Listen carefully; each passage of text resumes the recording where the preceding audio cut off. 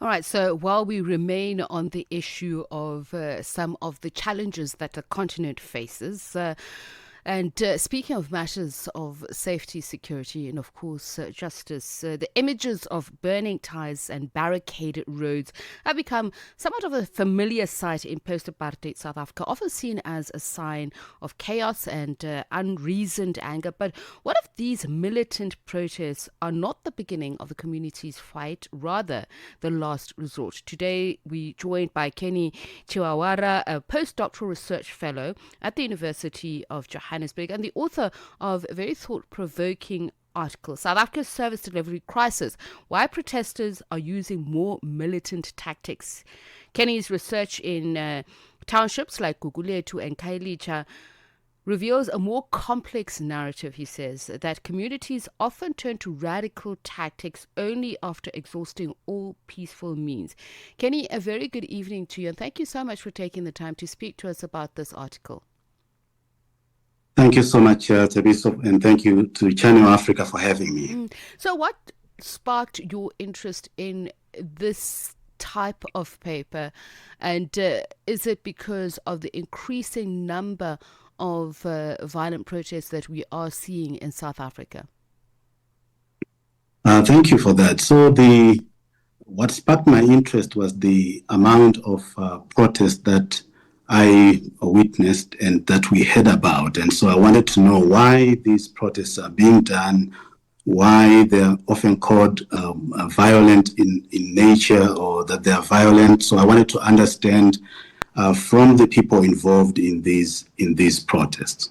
You use a very potent metaphor from a priest that you interview who said, the protests, who compared the protests to pinching a sore arm. So can you just explain to us this analogy and its significance in understanding the rationale behind these protests and also the steps before that are taken that are less reported on? Thank you. So before I get to that analogy, I just want to talk about the turn to protest. And as you said in your introduction, that often we think that people have an appetite to protest, and yet that's not the case. We are not even talking about the violent protests, so-called violent protests, and I want to be careful when I use that term violent. If given time, I'll explain a little bit what that really is. But before people even protest, and I'm talking about the more orderly, more peaceful means of protest, before they do, they often engage in other rounds of engagement to try to ensure that whatever they're asking for is met or their demands are met. It's only when these other means of engagements, like writing letters, meeting with the counselors, meeting with the officials, when these do not yield results, that's when people protest. And even when they protest, they don't start with the so-called violent protest. And I'm saying the so-called because if someone is blocking a road, a number of scholars, for example, Alexander and the team, found that it can be called a violent protest when people are blocking a road. It's a disruptive one, but it's not violent. But then I found in my own study that even the term violent should be divided into vandalistic kind of protests where people are destroying property but not attacking people. But then when people are attacked or targeted, then that's what I then consider more violent protests. And so what we see is that people often start by engaging in these other peaceful and orderly means before they engage in protest. So this pastor then, if I'm to turn to the analogy, the pastor, it was quite interesting because there were a number of other pastors that were close to this pastor. And so to hear him admit to say, well, sometimes some pain should be put in order for people or the government to respond. He said very clearly that violence is not good, but sometimes it becomes necessary in order for us to get what we are asking for. And he was saying that if there is a sore arm, that you have a sore arm and you're in pain and you're ignoring that sore arm, if someone comes and pinches that sore arm or that place where it's sore, chances are you're going to do something about it. And so the implication of that was that the government is aware that the toilets are not in good condition, that the water the situation is bad, the electricity situation is not good, but that they tend to ignore. This is the feeling from the community, that they tend to ignore this. But when we do certain things, that will then bring about the officials to take notice. For example, in Cape Town, there was a time when protesters threw human excrements at the airport. And then there are times when people block the road, and they say that kind of pinching will bring about discomfort to the government because it's concerned about its image.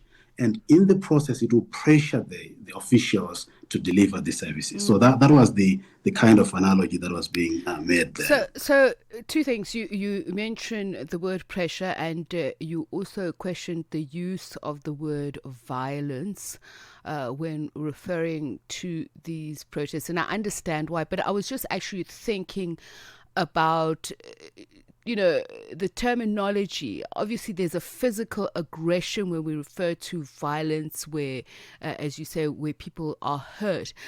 But just thinking further on it, the people who are embarking on these protests probably feel a certain violence being imposed on them when a government that is charged with their basic human rights does not deliver on that.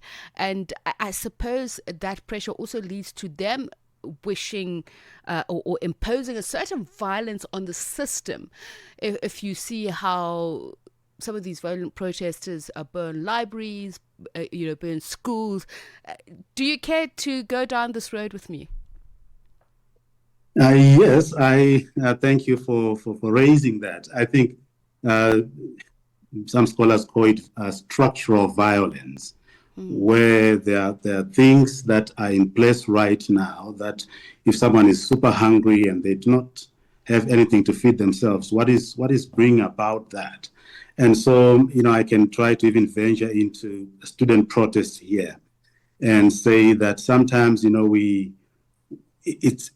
because often what actually happens, and there are studies to show that the violence that sometimes happens is because it has been, people protesting have been provoked, that often they are actually peaceful, but they are provoked. And so some even go as far as to say they are responding, like you just alluded to, they are responding to violence that is happening every day in their communities, in the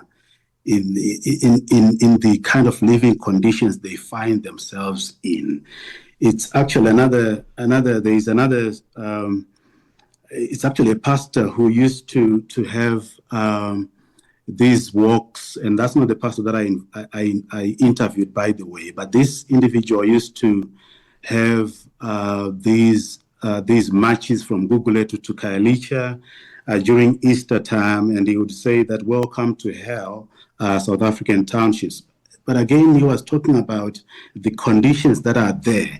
And in some sense, then the violence is the response to what people live with every day, that they consider to be violent in a very important sense. And corruption is a perfect example of that. I mean, the spirit of South Africans who have to endure that because they not only have lack of job opportunities, just the squalor that they're forced to live in, that continues that violence on the spirit, on the soul of South Africans, endemic of breakdown in the social contract. And I'm just wondering if in your interviews, have you seen people react differently to these service delivery protests from a township to township? And was it just in the Western Cape that you did your research, or did you go beyond that?